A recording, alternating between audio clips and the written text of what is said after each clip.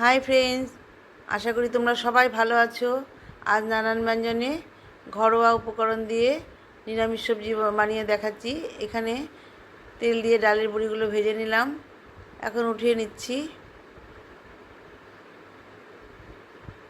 ঘরে যে সবজিগুলো ছিল ওগুলো দিয়ে বানাচ্ছি।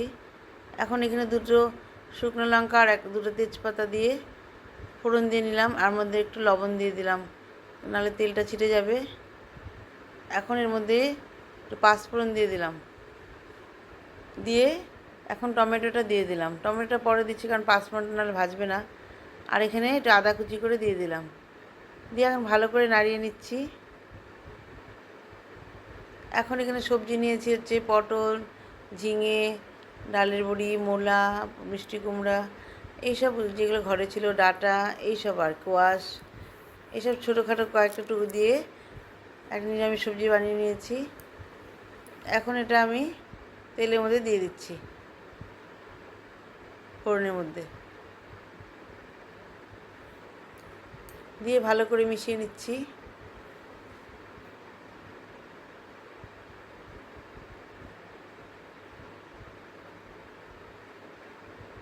এইভাবে ভালো করে মিশিয়ে নিয়ে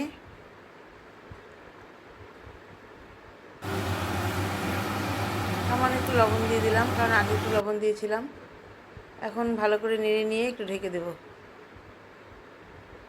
কাছে দূরে বন্ধুরা তোমরা যেখানে থাকো না কেন, যদি দেখো একটু প্লিজ কমেন্টস করবে। এখন আমি এটাকে ঢেকে দিলাম। এখন এর মধ্যে আমি একটু হলুদ গুঁড়ো দিয়ে দিলাম। হলুদ গুঁড়োটা দিয়ে ভালো করে মিশিয়ে নিচ্ছি।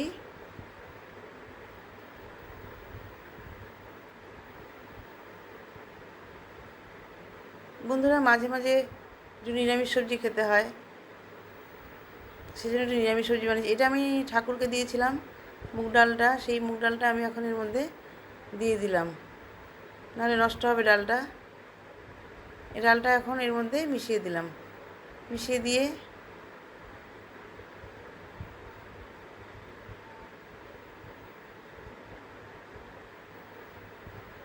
এখন এর মধ্যে জিরে গুঁড়ো দিয়ে দিচ্ছি। জিরে গুঁড়ো দিয়ে ভালো করে মিশিয়ে নিয়ে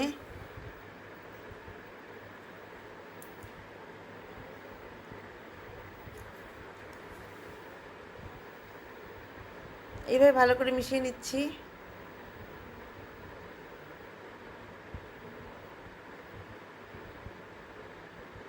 এই পাঁচফোড়ন দিয়ে নিরামিষ সবজি বানালে খুব ভালো লাগে, একটু ঠাকুরের ভোগ ভোগ লাগে খেতে।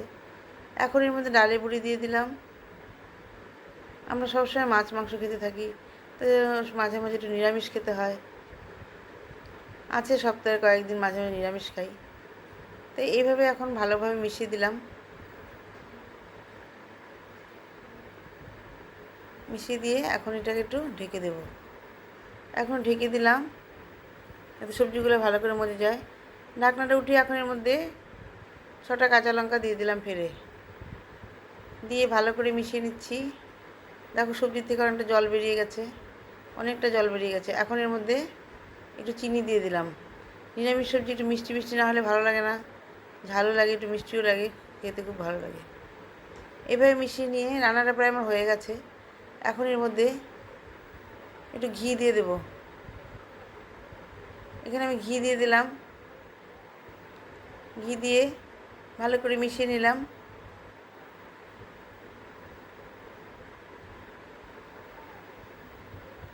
রান্নাটা আমার কমপ্লিট হয়ে গেছে। পরে আমি আরেকটু ঘি দিয়ে দিচ্ছি।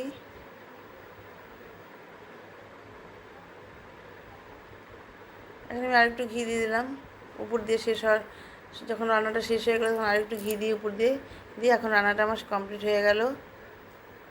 বন্ধুরা তোমরা যেখান থেকে দেখছো প্লিজ একটু কমেন্টস করবে এবং সাবস্ক্রাইব করে পাশে আসবে, আমিও তোমাদের কাছে যাব। এভাবে আমার রান্নাটা কমপ্লিট হয়ে গেল। বন্ধুরা তোমরা সবাই যেন ভালো থাকো এবং সুস্থ থাকো, এই বলে আমার রান্নাটা শেষ করছি। নমস্কার।